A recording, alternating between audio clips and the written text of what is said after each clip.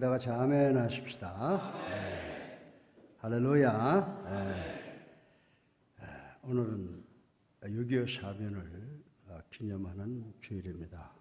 6.25 사변을 기념한다라고 하는 말은 어폐가 있었는지 모르지만 6.25 사변은 특별히 비극의 날입니다. 이 날을 무심코 넘길 수 없다고 생각을 합니다. 우리가 역사를 상고할 때 누가 언제 어디서 무엇을 하다가 어떻게 되었다라고 하는 사실만을 기억하는 것은 별로 의미가 없습니다. 그때 그 사건에서 무슨 교훈을 배울 수 있었고 오늘 우리의 삶의 현장에서 무슨 유익을 주는지를 찾는 것이 올바른 태도라고 생각을 합니다. 우리나라의 인구를 나이별로 보면 1950년 이후에 출생한 사람들이 4,003만 42만 6,779명입니다. 이분들은 6.25 사변이 무엇인지 잘 기억을 하지 못하는 연령입니다. 그렇지만 우리들의 후손들이나 해외에 있는 동포들은 적어도 6.25 사변이 꼭 알고 기억해야 할 사건이라고 저는 생각을 합니다. 오늘날 세계 각지에 흩어져 살고 있는 디아스포라스, 유대인들이 조국 이스라엘 땅을 찾게 되면 반드시 방문해야 될 곳이 세 곳이 있다고 합니다. 첫째는 예루살렘 성전에 있었던 통곡의 벽에 가서 기도해야 하고, 둘째로 200m의 산지에 있는 미사다 성입니다. 여기서 주 70년의 이스라엘 백성들이 로마 군대의 티토 장군과 끝까지 저항하다가 최후를 맞이한 곳입니다. 세 번째로 야드 베심이라고 하는 민족 기념관입니다. 나치 치하에서 학살된 600만 명의 참상을 기념하는 유물관입니다. 유물관 마지막 문턱에 각말로 새겨진 망각은 순환으로 인도하고 순환은 구원의 이유가 된다는 글귀는 대단히 의미심장한 것이라고 저는 생각이 되어졌습니다. 나치 치하에서 600만 유대인이 학살당한 참상을 망각하지 말자는 다짐을 촉구하는 것으로 볼 수가 있었습니다. 그런데 우리는 6.25의 참화가 있은 지 65년 정도 지났는데 그때 비참함을 점차 망각해가고 있습니다. 우리나라가 5,000년, 반만년의 유구한 역사를 가진 나라로서 1,000회 이상의 외적의 침을 받아 많은 피해를 입었던 점이 있습니다. 그러나 6.25 사변만큼 나라가 큰 피해를 입고 엄청난 손해를 본 적은 없다라고 하는 것입니다. 6.25의 피해를 말하자면 끝도 한도 없지만은 대강 살펴보면 이런 통계가 나옵니다. 한국 사람으로 죽은 사람이 41만 5천여 명, 부상자가 174만 명, 실종자가 46만 9천여 명이 넘습니다. 미국과 우방 유엔국의 사람들이 한국 땅에서 죽은 수는 5만 7천 명이라고 통계가 나와 있습니다. 부상자는 227만 명이고 실종자는 2,800여 명이라고 합니다. 그리고 남한 땅에 파괴된 집이 60만 가호, 자기 집을 떠나 방황하던 피난민이 250만이 넘습니다. 이런 엄청난 희생의 대가를 치렀음에도 불구하고 승자도 패자도 없고 다만 DMZ라고 하는 흉물만 지금도 여전히 남아있다라고 하는 것입니다. 사랑하는 성도 여러분, 이 비참한 전쟁이 왜 일어났습니까? 한마디로 말하면 역사적인 두 흐름 때문이라고 말씀을 드릴 수가 있습니다.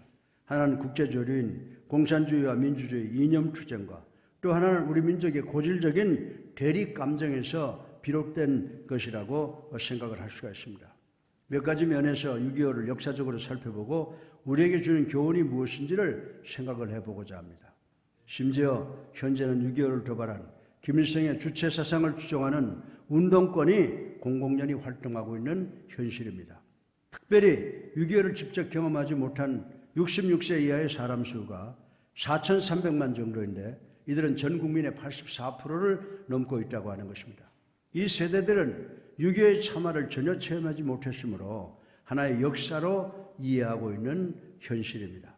그러나 6.25 사변은 결코 잊을 수 없는 우리의 민족사에 있어서 가장 비참한 고난의 참화였다고 말씀을 드릴 수가 있습니다. 아, 이제랴 어찌 우리 이 나라를 조국의 원수들이 짓밟아오던 나를 맨주먹 붉은 피로 원수를 막아내어 발을 굴러 땅을 치며 울분했던 나를 지금도 이 6.25 노래가 제가 어렸을 때 불렀던 것이 제 귓전에 울리는 것 같습니다. 6.25 사변이 어떤 전쟁입니까? 6.25 사변은 처절한 동족 상잔의 전쟁이었습니다. 같은 땅에서 살아온 우리 형제 자매들끼리의 싸움이었습니다.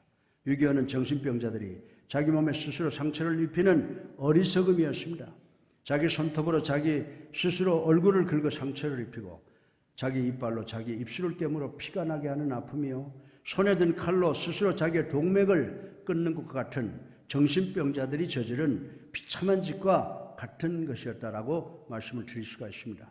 그 결과 200만 명이 넘는 사상자와 10만 명이 넘는 전쟁 미만인과 1000만 명 이상의 이산 가족이 생겼습니다. 6.25 사변은 이념간의 갈등 대결이었으며 강대국의 틈바구니에 끼인 약소국의 비극이었다라고 하는 것입니다. 한반도를 중심으로 해서 소련과 중공의 지원을 받은 북한의 김일성을 중심으로 한 그룹은 한반도를 적화 통일시키려고 불법 남침을 했습니다. 공산주의에 대항하기 위해 미국을 비롯해서 우방 16개국이 한반도에 군대를 보내 싸운 전쟁이었습니다. 이 이념 대결에서 가장 피해를 본 것은 우리 한국교회이며 한국 그리스도인이라고 하는 사실을 우리는 잘 알고 있는 것입니다.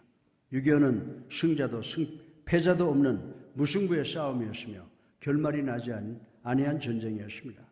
한국전쟁이 일어나게 된 후 아주 중요한 원인의 하나는 1950년 1월 12일 그 당시 미국의 국무장관이었던 딘 애치슨이 전국 신문기자협회에서 연설하는 가운데 한국은 미국의 방위선 밖에 있다라고 말한 것을 들 수가 있습니다.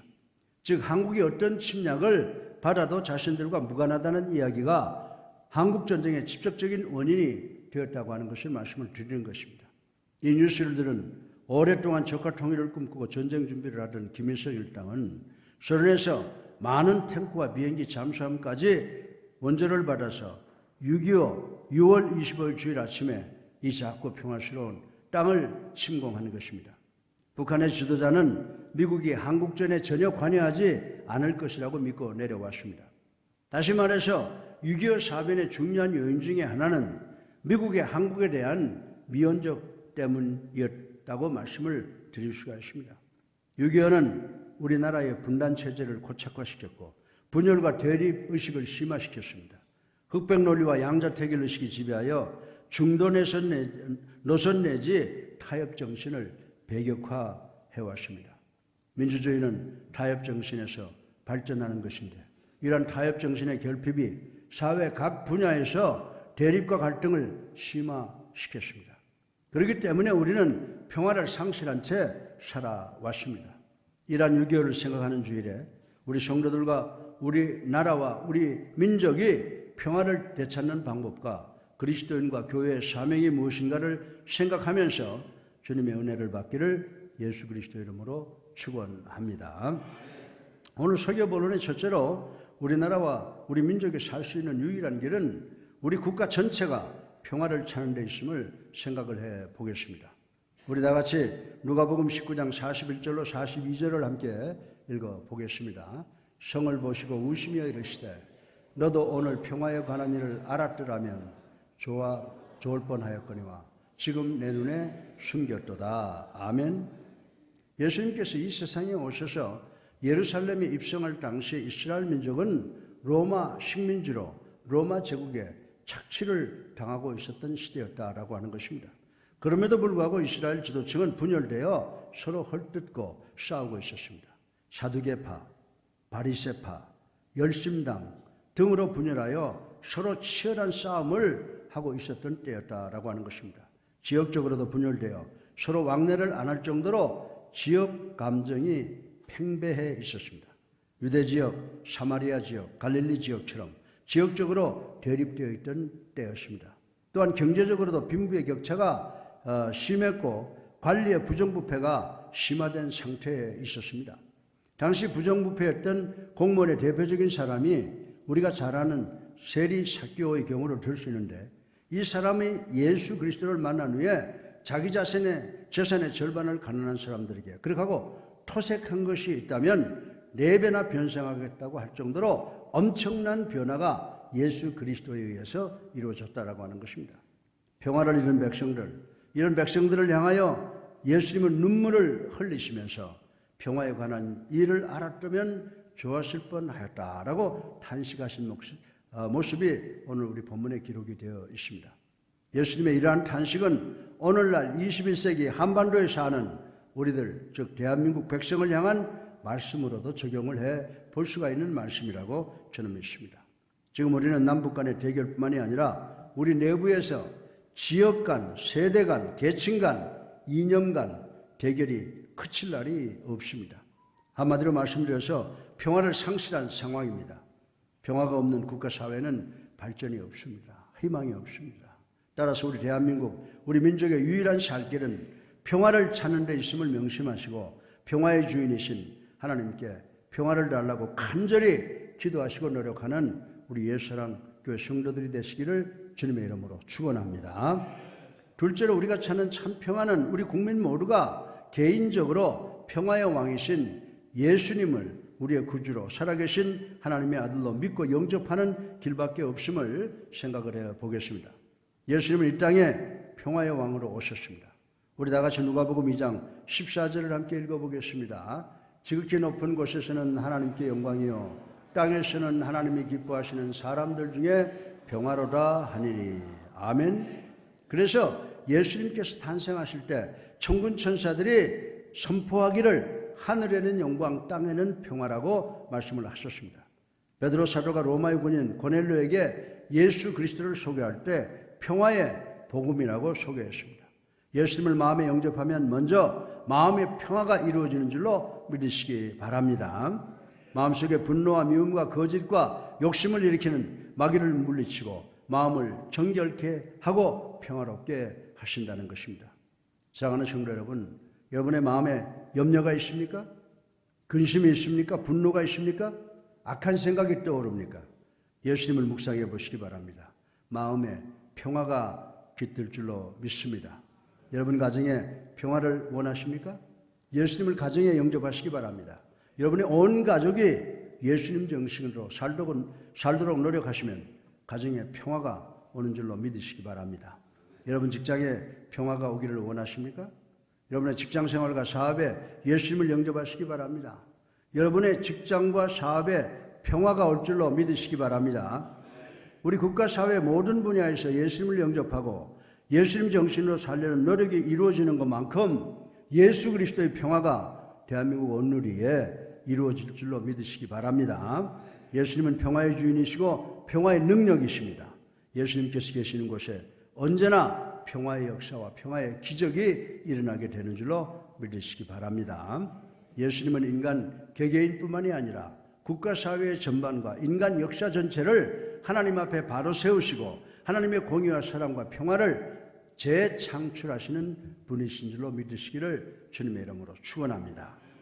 사도 바울은 에베소서 2장 13절로 15절에 전에 멀리 있던 너희가 그리스도 예수 안에서 그리스도의 피로 가까워졌느니라.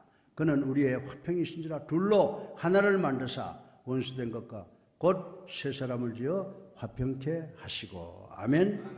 우리 모든 그리스도인들은 예수님의 분열과 대립이 최악이라는 사실을 일깨워 주시고 우리 개개인을 화평케 해주심으로 우리 국가사회를 화평케 평화케 하시는 분이신 줄로 믿으시기를 주님의 이름으로 축원합니다. 셋째로 마지막으로 우리 믿는 성도들은 예수 그리스도를 믿고 영접함으로 평화를 사랑하는 사람이 되었습니다. 따라서 그리스도인들은 평화를 만들어내는 평화를 재창출해야 되는 사명자가 되어야 함을 생각해 보겠습니다. 평화의 주님을 영접하고 사는 우리 성도들은 평화를 위하여 일하는 자가 되어야 된다라고 하는 말씀입니다. 그래야만 우리가 하나님의 자녀가 되는 줄로 믿으시기 바랍니다. 우리 다같이 마태복음 5장 9절을 함께 읽어보겠습니다. 화평케 하는 자는 복이 있나니 그들이 하나님의 아들이라 일컬음을 받을 것이며. 아멘. 사랑함으로 평화의 사도가 되기 위해서는 먼저 편가르기식 사고를 없애야 된다라고 하는 것입니다. 누가 어느 편이냐에 따라서 친구가 되고 아니면 원수시하는 생각을 고쳐야 된다라고 하는 것입니다. 이웃이 내 편이 되어주기를 바라기보다는 내가 이웃의 편이 되려는 노력이 있어야 한다라고 하는 것입니다. 내 편 만들기에 급급하면 평화가 깨어지고 불화가 심화됩니다. 그리고 불신과 갈등과 대립만 심화되게 된다라고 하는 것입니다. 신앙생활에 있어서도 하나님을 내 편에 세우려는 생각보다는 내가 하나님 편이 되려는 마음을 항상 먼저 갖는 우리 성도님들 되시기를 주님의 이름으로 축원합니다. 여러분들이 잘 아는 스토리입니다. 미국 남부 정제 때 일화입니다. 전쟁 초기에 북군이 항상 열세였습니다. 전쟁에서 패전의 소식만 백악관으로 들려옵니다. 이때 군사령관이 링컨 대통령에게 전황을 보고하면서 이런 때 하나님이 우리 편에 계셔 주셨으면 얼마나 좋을까요? 라고 말할 때에 링컨 대통령이 정색을 하면서 하나님이 우리 편에 계시느냐 안 계시느냐가 문제가 아니라 우리가 하나님 편에 있는 것이 더 문제가 된다라고 말을 했다고 하는 것입니다. 신앙은 하나님을 내 편에 세우려는 노력이 아닙니다. 나를 하나님 편에 내세우기 위해서 born again, 거듭나는 것이 바로 우리의 신앙인 줄로 믿으시기를 주님의 이름으로 축원합니다. 이웃 관계에 있어서도 내 편을 만드는데 급급하면 불화와 분쟁만 더 커진다고 하는 것입니다. 반대로 나를 이웃의 편에 세우려고 노력하면 평화가 이루어지는 것입니다. 앞으로 우리나라에 총선이 있을 텐데 이때 모든 국회의원 후보들이 당선되려고 온갖 수단과 방법을 다 쓸 것을 예상해 볼 수가 있습니다. 한결같이 보다 많은 국민을 자기 편에 세우려고 애쓸 것입니다. 그러기 위해서 불법으로 금품을 살포하고 향응도 곳곳에 베푸는 경우가 있어 적발될 것이 상상이 되고 있다고 하는 것입니다. 정말로 훌륭한 정치 지도자란 국민이 자기 편이 되어주기를 바라기보다는 먼저 자기 자신이 국민의 편이 되도록 노력해야 할 것입니다. 그러할 때 훌륭한 정치 지도자가 될 수 있는 것입니다. 오래전에 우리나라 대선 때 김시성을 가진 세 분이 정치 지도자가 있었습니다. 이 세 분 중에 한 분은 장로교인이었고 한 분은 감리교인이었고 또 다른 한 분은 천주교인이었습니다. 그리고 본인들뿐만 아니라 가족들도 신자였습니다. 지난번 대통령 선거 때 이분들 또한 국민의 지지를 받으려고 애썼던 것을 우리는 볼 수가 있습니다. 그러나 우리가 바라기는 세 분이 국민의 지지를 기대하기 이전에 국민 편이 되어서 국민의 기대에 부응하는 지도자가 되었어야 했습니다. 국민 대다수는 세 분 중에 앞으로 누가 대통령이 되느냐보다는 세 분이 손을 잡고 대립과 갈등 속에 있는 대한민국 국민을 화합케 하는 일이 더 중요하다고 생각했을 것입니다. 평화를 위해 일하는 그리스도인이 혹은 천주교인이 되었으면 했었다고 하는 것입니다. 평화를 위해 일하는 그리스도인이 되기 위해 생각해야 할 것은 모든 일에 개인적 차이점을 강조하기보다는 공동점을 찾는 실기가 있어야 된다고 생각을 합니다. 갈라디아서 3장 28절에 보면 너희는 유대인이나 헬라인이나 종이나 자유인이나 남자나 여자나 다 그리스도 예수 안에서 하나니라. 아멘. 사도 바울에겐 이러한 실기와 안목이 있었다고 하는 것입니다. 유대인과 이방인은 민족과 지역이 다릅니다. 종과 자주자는 계층이 다릅니다. 남자와 여자는 성이 다릅니다. 그럼에도 불구하고 그리스도 안에 있다는 공통점을 찾아 하나가 되게 묶었던 것을 우리는 찾아볼 수가 있습니다. 이스라엘 역사를 보면은 우리처럼 남북으로 분단된 적이 있었습니다. 그래서 서로 대립각적 관계에 놓여 있었습니다. 이때 아모스 선지자는 남왕국, 북왕국 또는 남과 북이라고 분단된 나라의 개념에 대해서는 전혀 언급하지 않고 아모스 2장 10절에 내가 너희를 애굽 땅에서 불러낸 백성이라고 하시므로 하나님의 선택받은 계약 백성이라고 하는 것을 강조하고 있는 것을 볼 수가 있습니다. 그리고 아모스 3장 13절에 야곱의 족속이라고 공통점을 말하고 있습니다. 또한 아모스 6장 14절을 통해서 이스라엘 백성이라고 하나 되는 용어를 사용하고 있는 것을 우리는 볼 수가 있습니다. 남북으로 분단된 정치적 사회적 제도보다는 민족 동질성 호칭을 많이 사용했다는 점은 장차 민족 공동체 회복의 꿈을 가진 지도자였다라고 우리는 생각을 해볼 수가 있는 것입니다. 우리도 남북으로 분단된 지 75년이라고 하는 세월이 지나갔습니다. 그동안 남북 이질 현상이 많이 생겼습니다. 그러므로 서로 차이점을 강조하다 보면 대립과 분열은 더욱더 심화되어 갈 수밖에 없는 것이다라고 생각을 합니다. 이때일수록 민족적 동질성을 찾는 실기와 민족의 평화를 구축하는 길을 찾아야 될 것입니다. 저는 2000년 시드니 올림픽에 남북 선수단이 공동 입장하는 것을 보고 민족의 단일성을 느꼈는데, 이는 올림픽을 바라보는 남북의 모든 사람의 공통된 느낌이었을 것이라고 생각을 하고 있는 것입니다. 선수단이 함께 입장을 했습니다. 그리고 축구 단일팀이 뛰는 것을 보고 우리 모두가 과거 한때는 하나였던 시간이 있었구나라고 하는 것을 상기했었을 것입니다. 그리고 이 공통점을 보고 나뉘었던 조국이 하나가 되기를 간절히 원하는 동기부여가 있었을 것이라고 생각을 합니다. 그러나 사랑하는 성도 여러분, 우리 국민들이 아무리 평화 통일을 원한다고 하더라도 필요에 의해서 한 나라를 두 나라로 만드신 분은 하나님이시라는 사실을 우리는 알아야 된다라고 하는 것입니다. 따라서 우리 민족의 평화 통일은 하나님의 뜻 안에서 이루어질 것인 줄로 믿으시기를 주님의 이름으로 축원합니다. 역사는 인간이 움직이는 것 같지만 결국은 역사의 주인은 하나님이십니다. 분단된 민족을 하나 되게 할 분도 하나님 한 분임을 믿으시기 바랍니다. 여러분, 에스겔 37장에 보면요, 하나님이 에스겔을 부르셨습니다. 그리고 골짜기에 가득한 뼈다귀가 살아나게 하심으로 민족의 생기를 불어넣고 분열된 이스라엘과 유다를 하나 되게 하시고 평화의 언약을 세우시는 모습을 계시로 보여주셨습니다. 마찬가지로 하나님께서 오늘 우리 교회를 부르셔서 민족의 생기를 불어넣고 분단된 나라를 하나 되게 하기 위해서 평화의 언약을 세우도록 우리를 이 자리에 불러 모아 이 말씀을 듣게 하시는 줄로 믿으시기를 주님의 이름으로 축원합니다. 우리 모두는 그리스도인들이 이 땅의 평화를 이루는 하나님의 도구가 되어야 한다는 사실을 반드시 기억하는 우리가 되어야 될 줄로 믿습니다. 20세기 역사가들이 역사를 기록할 때에 그리스도인들이 있었기에 한반도에 평화가 오고 통일이 이루어졌다고 기록할 수 있게 하는 우리 그리스도인들이 되시기를 주님의 이름으로 축원합니다. 이제 오늘 제가 설교를 맺으면서 전 TBC, TV PD 이정웅 씨의 글에 의해서 그래서 한 부분을 인용하여 여러분들에게 말씀을 드리고 설교를 마치겠습니다. 제가 오늘 이 말씀을 드리는 데는 정치적인 의미는 전혀 없습니다. 윤리, 도덕적으로, 상식적으로 우리가 한번 생각해보자 라고 하는 입장에서 이 말씀을 드리는 줄로 믿으시고 오해 없으시기를 바랍니다. 6.25 전쟁이 한창치열할 때 유엔군 사령관 벤프리트 사령관의 아들이 어머니에게 쓴 편지는 이랬습니다. 사랑하는 어머니에게 눈물이 이 편지를 적시지 않으면 합니다. 어머니, 저는 자원에서 전투 비행 훈련을 받았습니다. B-26 폭격기를 조종할 것입니다. 저는 조종사이기 때문에 기수에는 폭격수, 옆에는 항법사, 후미에는 기관총 사수와 함께 있습니다. 아버님께서는 모든 사람이 두려움 없이 살 수 있는 권리를 위해 지금 한국에서 싸우고 계십니다.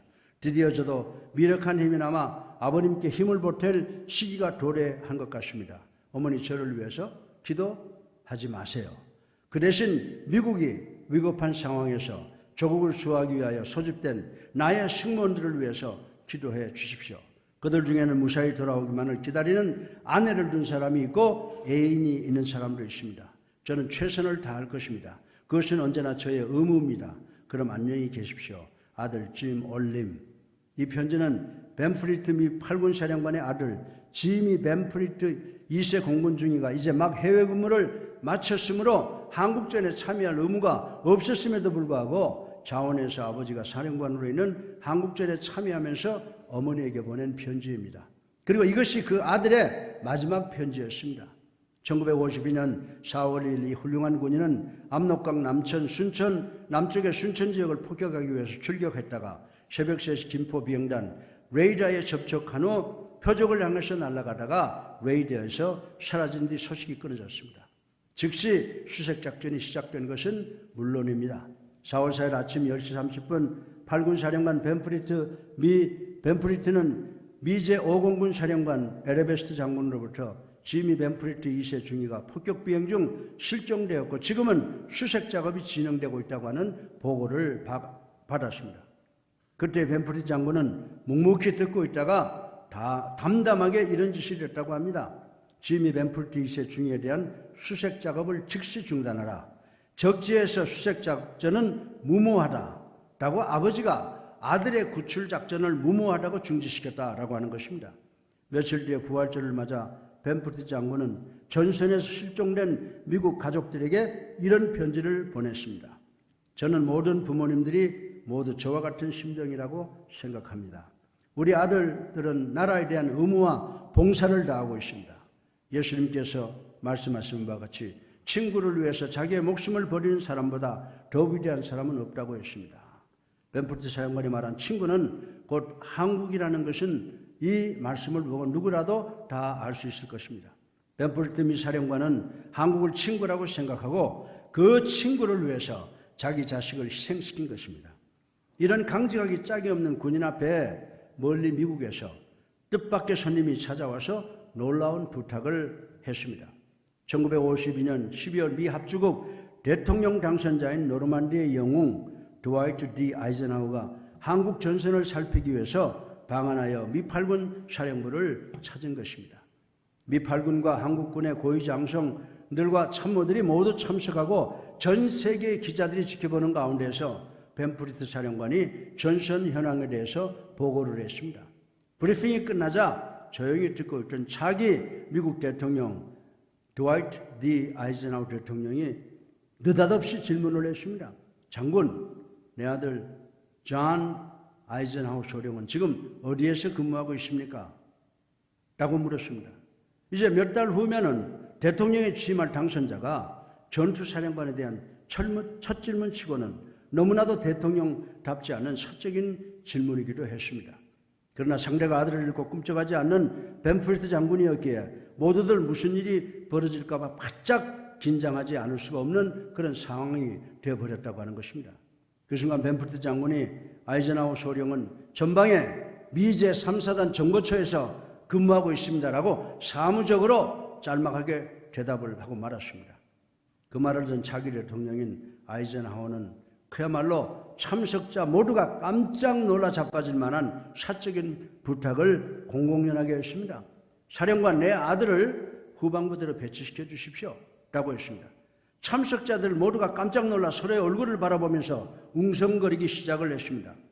벤포트 사령관도 언짢은 표정으로 아이젠하워 대통령 당선자를 응시하면서 의아해하자 미 대통령 당선자가 조용히 말을 했습니다. 내 아들이 한국전에서 전사한다면 슬프지만 나는 그것을 가문의 영예로 받아들일 것입니다. 그러나 만약에 존 아이젠하워 소령이 포로가 된다면 적군은 분명히 미국 대통령의 아들을 가지고 미국과 흥정을 하려 들 것입니다. 나는 결단코 이런 흥정에 응하지 않을 것입니다. 그렇지만 사령관이 잘 아시다시피 미국 국민은 대통령의 아들이 적군의 포로가 되어서 고초를 겪는 것을 용납하지 않고 대통령의 아들을 구하라고 외치며 나와 미국에게 적군의 요구를 들어주라고 압력을 가할 것입니다. 나는 그런 사태를 원치 않습니다. 그래서 나는 사령관이 즉시 내 아들이 포로가 되지 않도록 조치를 취해줄 것을 요청하는 바입니다. 라고 했다고 하는 것입니다. 사랑하는 성도 여러분, 멋진 장면이 아닙니까? 얼마나 감동적입니까? 순식간에 서로의 얼굴을 바라보면서 의아해하던 분위기가 반전되어 모두들 그러면 그렇지, 영웅 아이젠하워가 라고 고개를 끄덕이면서 모두가 다 행복한 표정이 되고 곧 이어 즉시 조치하겠습니다 각하라고 하는 벤포트 장군의 우렁찬 목소리가 장내에 울려 퍼졌다고 하는 것입니다. 사랑하는 성도 여러분, 한국전에 참가한 미국 장성의 아들들이 도대체 몇 명이 되는지 여러분 아십니까? 모두가 다 142명입니다. 그 중에 35명이 전사했습니다. 모두 한국전에서 미국 전사자는 5만 4천 명, 부상자는 10만 명이 넘었습니다. 남의 나라 전쟁에 참여해서 사령관이 전사를 하고 사단장이 포로가 되며 자기 자식들마저 참전시켜 전사를 당하게 하는 장군들과 남의 나라의 전쟁에 5만 4천 명의 전사자를 내고도 끔찍하지 않은 국민을 둔 미국을 한번 생각해 보시기 바랍니다. 오랜 시간이 지났습니다. 끔찍하게도 자식들을 사랑하여 거대한 재산을 물려주려고 온갖 부정을 일삼던 정직 고위공직자들과 어떻게든지 자식들을 군대에 보내지 않으려고 가진 수를 다 쓰는 벼슬 아치나 또 돈깨나 있다는 얼빠진 부모들, 무슨 수술 써서라도 병역을 면제받으려고 부모님으로부터 받은 신체 일부를 잘라내는 어중간한 연예인이나 스포츠인들이 인기를 누리고 2명의 소녀가 작전 훈련 중에 사고로 죽었다고 미국은 물러가라고 하며 몇 달 동안 촛불 시위로 온 나라를 소란케 하는 국민을 가진 한국, 한번 생각해 보시길 바랍니다. 사랑하는 성도 여러분, 과연 어느 나라 아버지가 훌륭한 아버지고 어느 나라 국민이 더 애국하는 국민입니까? 어느 나라가 어느 나라를 미워해야 하고 반대해야 하며 어느 나라가 어느 나라에게 감사를 해야 합니까? 사랑하는 성도 여러분, 은혜란 무엇입니까? 신의와 도리가 무엇이며 애국이 무엇입니까? 우린 지금 입은 은혜를 갖고 신의와 도리를 지키며 살고 있습니까? 우린 지금 애국하고 있습니까? 한 번쯤 깊이 성찰해봐야 될 필요가 있지 않겠습니까? 사랑하는 성도 여러분, 그리고 우리 동포에 이제야 어찌 우리 이 나라를 조국을 원수들이 짓밟아 오던 나를 맨주먹 붉은 피로 원수를 막아 발을 굴러 땅을 치며 의분했던 나를 이제야 갚으리 그날의 원수를 쫓기는 적의 무리 쫓고 또 쫓아 원수의 하나까지 쳐서 무찔러 이제야 빛내리 이 나라 이겨래. 사랑하는 성도 여러분, 현재 이 6.25 노래를 부를 수 있는 사람이 몇 명이 됩니까? 여러분들 중에 이 노래를 기억하고 계십니까? 대통령이나 장관들 부를 수 있겠습니까? 60만 우리 국군이 부를 줄 압니까? 젊은이들과 어린아이들이 못 부르는 것은 너무나 당연합니다. 선생님도 군대도 부모님도 그리고 지도자들도 다 잊어버렸는데 누가 가르치겠습니까? 그러니 지금 우리 젊은 사람들이 헷갈려서 은인과 원수를 분간하지 못하는 것은 당연한 일이라고 생각이 됩니다. 이래서 한국전쟁을 잊어버린 전쟁이라고 하는 것입니다. 이 말씀은 전직 방송인이 쓴 글의 한 토막을 제가 인용했을 뿐입니다. 이 말씀은 사상과 이념을 초월해서 윤리, 도덕, 상식으로 생각해 볼 수 있는 가치가 있다고 생각을 해서 제가 여러분에게 전할 뿐입니다. 정치적인 의미는 전혀 없습니다. 사랑하는 성도 여러분, 우리가 평화통일을 위해서 먼저 우리나라와 민족이 평화통일을 원하고 구해야 합니다. 그리고 개인적으로 이 땅에 평화의 왕형으로 오신 예수님을 그리스도로 살아계신 하나님의 아들로 믿고 영접해야 합니다. 또한 그리스도인들이 평화를 전하는 사도들이 돼야 되는 줄로 믿으시기를 주님의 이름으로 축원합니다. 진정으로 애국하는 길이 무엇인지 가슴에 손을 얹고 깊이 생각해 보므로 2019년 6월 25일 기념예배가 하나님께 영광을 돌리고 우리 모두에게 다 기쁨이 되는 사건으로 변화시킬 수 있는 우리 모두가 되기를 주님의 이름으로 축원합니다. 사랑이 많으신 아버지 하나님, 당신의 사랑을 감사합니다. 오늘도 이제 사랑하는 성도들 세상으로 나가지 아니하고 교회 와서 오늘의 이 말씀을 들었습니다.